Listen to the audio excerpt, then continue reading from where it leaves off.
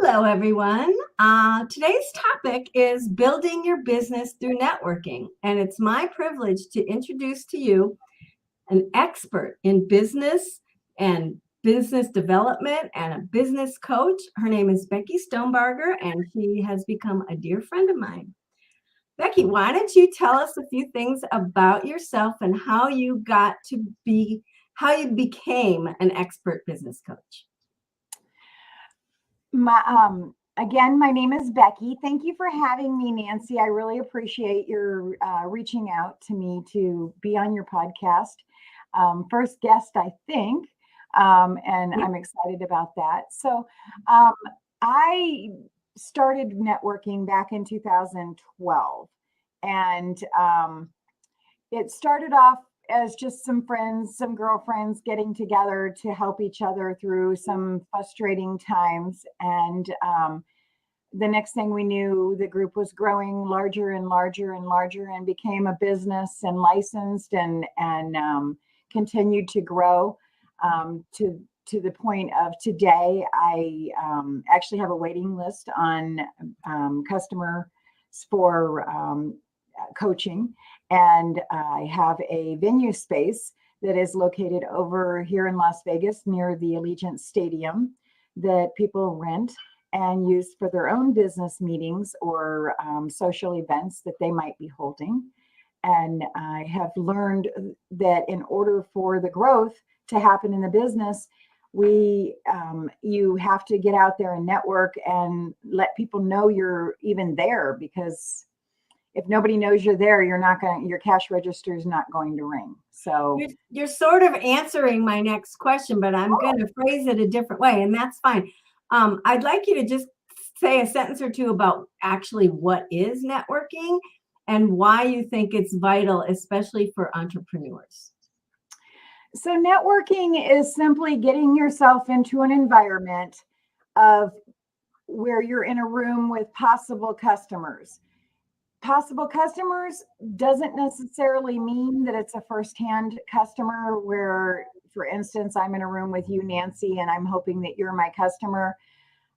It's possible customers, meaning you're out there listening for that lead for me, as well as me reciprocating and listening for leads for you.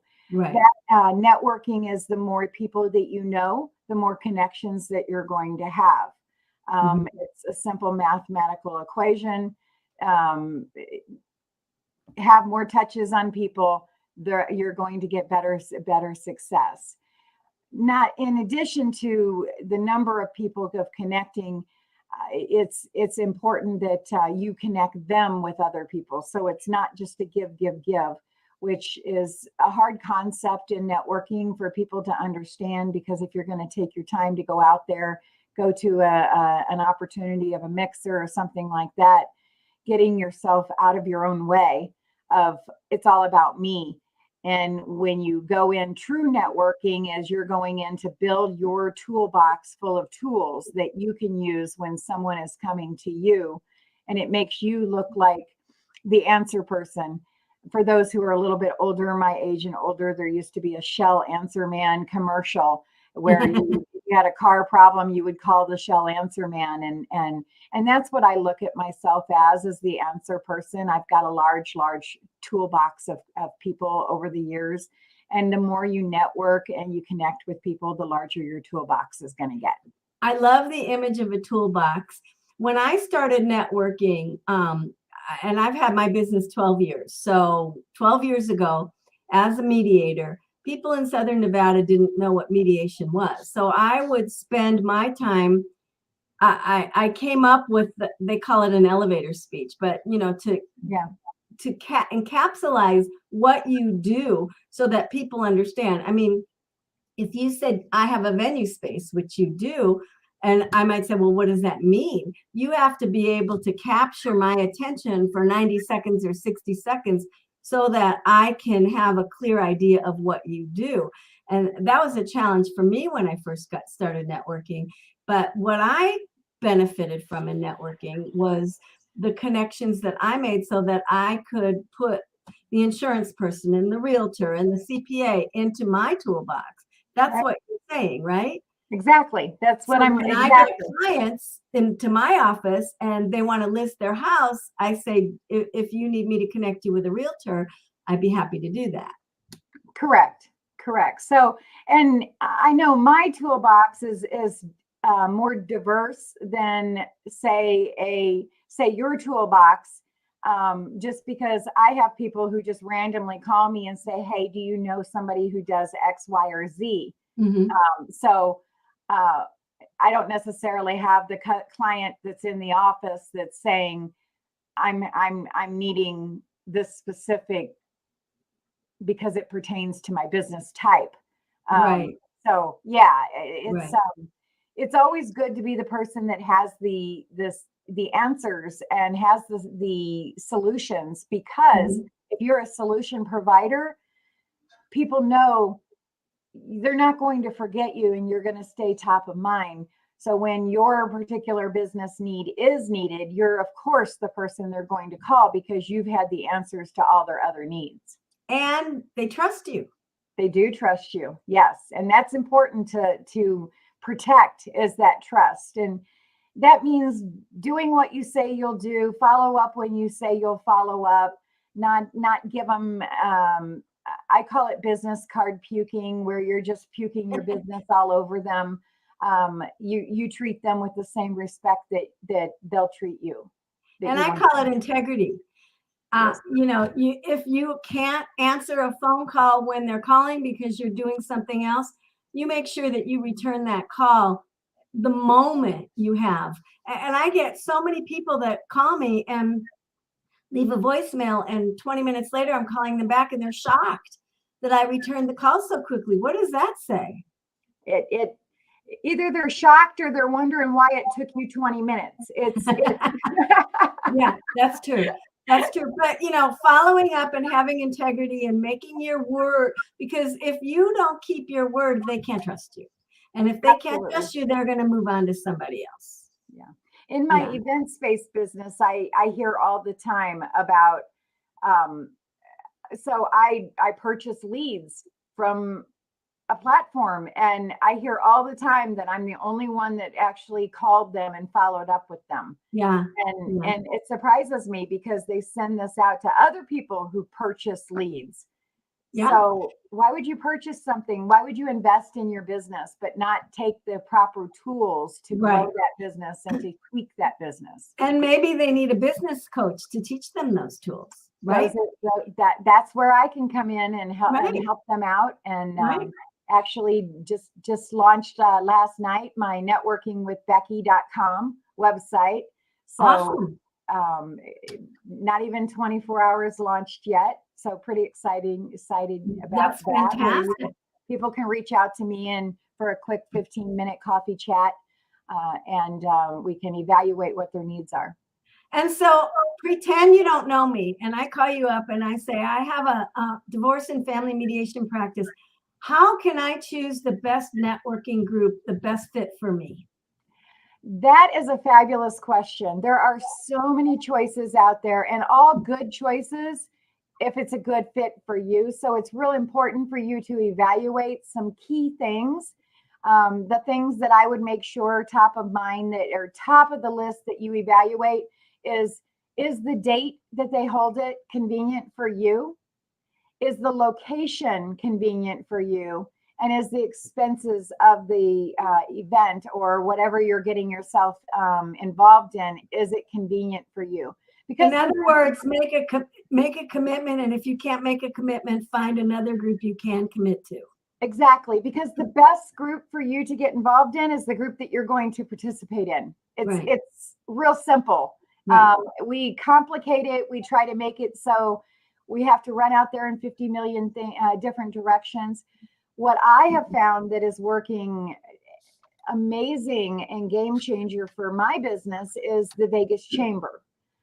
For myself, my business, I'm able to go to 2 to 5 events a week in my membership at no additional fees at all for it. I have brought in more than triple what I pay in membership. Now, when you say the Vegas Chamber, may I please have the formal name for this group so that people can reach out and find them? VegasChamber.com. Not even just VegasChamber.com. Okay. Correct. VegasChamber.com.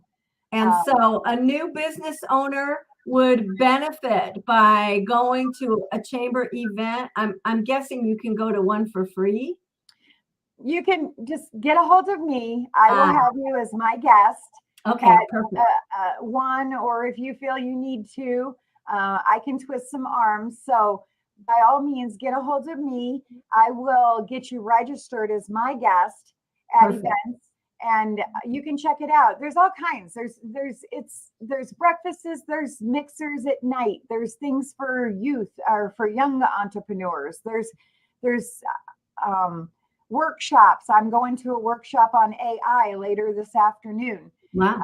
They really support that business owner, but the most important thing that I love about it is the opportunities of benefits that I can pass on to employees that are offered through the chamber for their members.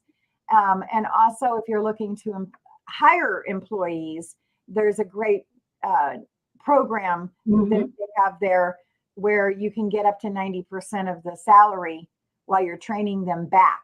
And so, just another thought is that, for me anyway, networking was not just about building relationships with other like-minded people, but it was about being educated.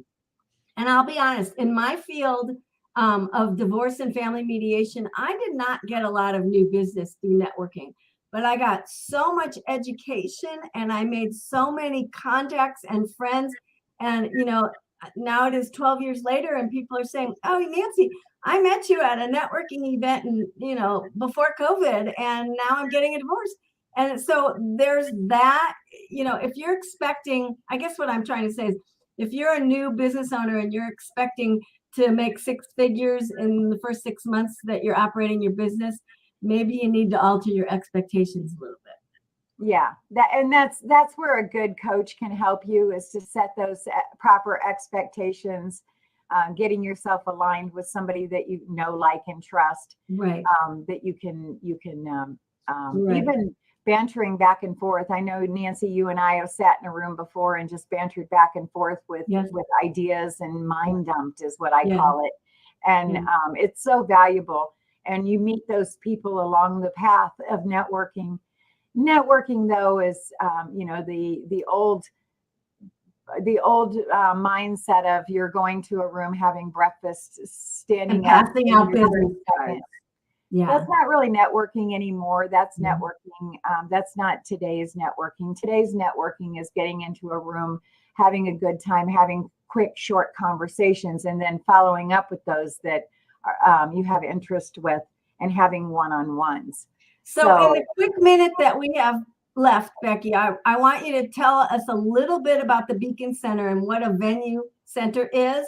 And then when you're done with that, tell us how we can contact you. Okay, great. Thanks.